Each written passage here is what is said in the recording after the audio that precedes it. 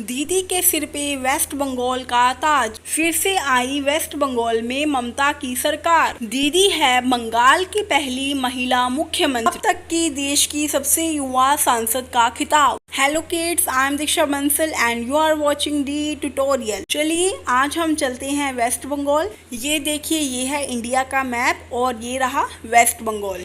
India में है 28 states and 8 union territories.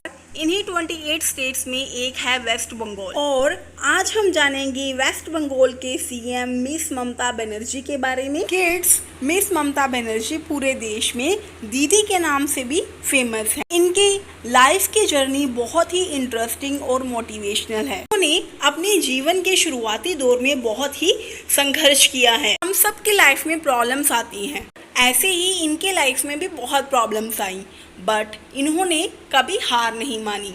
आप जानोगे कि इन्होंने कैसे बिल्कुल शून्य से शुरुआत करके आसमान की बुलंदियों को छुआ है। इनका जन्म 5 जनवरी 1955 को कोलकाता में हुआ था। इनकी माता जी का नाम गायत्री देवी और पिताजी का नाम मिस्टर प्रोमिलेश्वर बनर्जी है और इनके पिता एक स्वतंत्रता सेनानी थे। एक मिडिल क्लास फैमिली को बिलोंग करती थी और जब ये 17 इयर्स की थी तभी इनके फादर एक्सपायर हो गए थे। पॉलिटिक्स के अलावा ममता बनर्जी ने ट्यूशंस भी पढ़ाई हैं, सेल्स गर्ल, स्टेनोग्राफर का भी काम किया है। 1970 में ममता बनर्जी ने देशबंधु शिशुपाल से 12th बोर्ड पूरा किया। फिर जोग माया देवी कॉलेज से हिस्ट्री की degree Lee.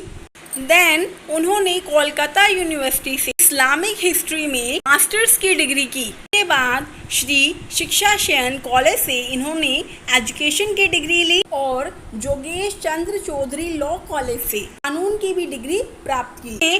Kalinga institute of industrial technology Bhubaneswar से डॉक्टरेट की उपाधि भी मिली हुई है। इसके अलावा इन्हें कोलकाता यूनिवर्सिटी ने डॉक्टरेट ऑफ लिटरेचर की डिग्री से सम्मानित किया हुआ है। ममता बनर्जी राजनीति में तब शामिल हुई जब वह सिर्फ 15 इयर्स की थी। 1970 में जोगमाया देवी कॉलेज में स्टडी करते हुए उन्होंने कांग्रेस आई स्टूडेंट विंग की स्थापना की। उस वक्त उन्होंने डेमोक्रेटिक स्टूडेंट विंग को हराया। 1974 में उन्होंने कांग्रेस की जिला शाखा के साथ अपना राजनीतिक सफर शुरू किया। 1976 में ये पश्चिम बंगाल में महिला कांग्रेस की महासचिव बनी।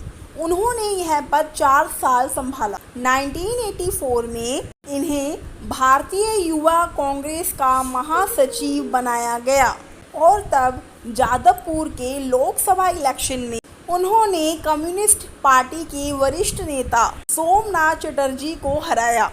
तब ममता बनर्जी भारत की सबसे कम उम्र की युवा सांसद बनी। 1991 में पीएम नरसिम्हा राव की सरकार में ममता जी को मानव संसाधन विकास, युवा मामले और खेल मंत्री, महिला एवं बाल विकास मंत्री बनाया गया। 1991 में और 1996 में ममता दीदी साउथ कोलकाता में भारी वोटों से जीती, बट 1997 में ममता दीदी ने कांग्रेस पार्टी को छोड़ दिया और उन्होंने अपनी खुद की party Akhil Bharatiya Trinamool Congress means TMC की स्थापना की और जल्द ही उनकी पार्टी एक बहुत बड़ी विपक्ष के रूप में वेस्ट बंगाल में सामने आई। 1999 में ममता दीदी एनडीए में शामिल हो गई और वो सेंट्रल रेलवे मिनिस्टर बनी। 2000 और 2001 के बजट में ममता दीदी ने 19 नई ट्रेन्स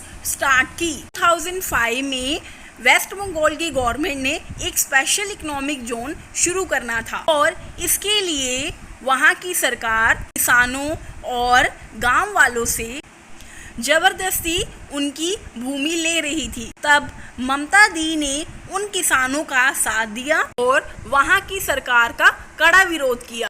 ममता दीदी ने टाटा मोटर्स कार परियोजना के खिलाफ हड़ताल शुरू कर दी। 2006 में ममता दीदी ने लोकसभा में अपना इस्तीफा दे दिया, बट 2009 में ममता दीदी ने साउथ कोलकाता से 5वीं बार जीत हासिल की और वो फिर से रेल मंत्री बनी और 2011 में मिस ममता बनर्जी वेस्ट बंगाल की 8वीं और पहली महिला मुख्यमंत्री बनी और उन्होंने 34 साल से जो लेफ्ट की गवर्नमेंट वेस्ट बंगाल को रूल कर रही थी उनके शासन को हटा दिया। ये उनके लिए एक बहुत बड़ी जीत थी और सबसे पहले उन्होंने किसानों से जो उनकी ज़मीनें ली गई थी उन्हें वापस किया और इसीलिए उन्हें गरीबों का मसीहा कहा जाता है। और उन्होंने वेस्ट बंगाल में हेल्थ और एजुकेशन के लिए बहुत काम किए। 2016 और 2021 में देश में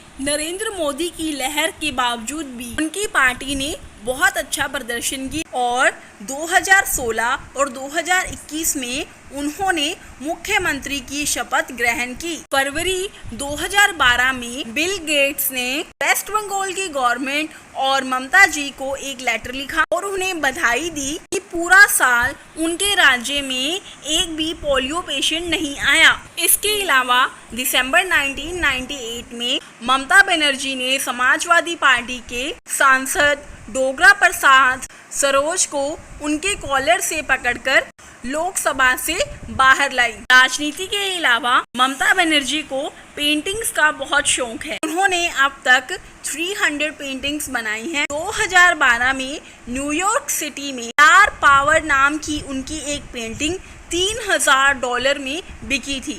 ममता दीदी ने इंग्लिश और बंगाली लैंग्वेज में 2 दर्जन से भी अधिक बुक्स लिखी हैं। इसके अलावा टाइम मैगजीन ने 2012 में उन्हें the 100 most influential people in the world के रूप में इंट्रोड्यूस किया और सितंबर 2012 में ब्लूमबर्ग मार्केट मैगजीन ने उन्हें 50 most influential people in the world of finance के रूप में लिखा। ममता बनर्जी अपने सादे जीवन के लिए भी बहुत चर्चा में रहती हैं। वो हमेशा एक व्हाइट कलर की सूती साड़ी और पैरों में हवाई चप्पल पहनती हैं। वो आज भी कोलकाता में अपने पुश्तैनी मकान में रहती हैं। उन्हें ऐशो आराम के जीवन में कोई दिलचस्पी नहीं है और उनके इस घर में पूर्व प्रधानमंत्री अटल बिहारी वाजपेयी से लेकर स्टील किंग लक्ष्मी मित्तल, शाहरुख खान और कई बड़े बड़े राजनेता आ चुके हैं और उन्होंने अभी तक शादी नहीं। उनका कहना है